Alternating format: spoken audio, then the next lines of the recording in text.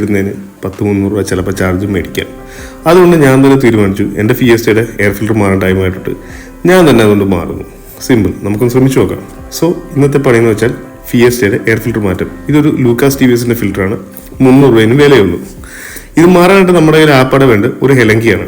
ഈ സൈസുള്ള ഹെലങ്കി വെച്ചിട്ട് ജസ്റ്റ് നമ്മൾ 3 സ്ക്രൂ മാത്രം ജസ്റ്റ് ഒന്ന് ഊരിക്കൊടുത്താൽ മതി.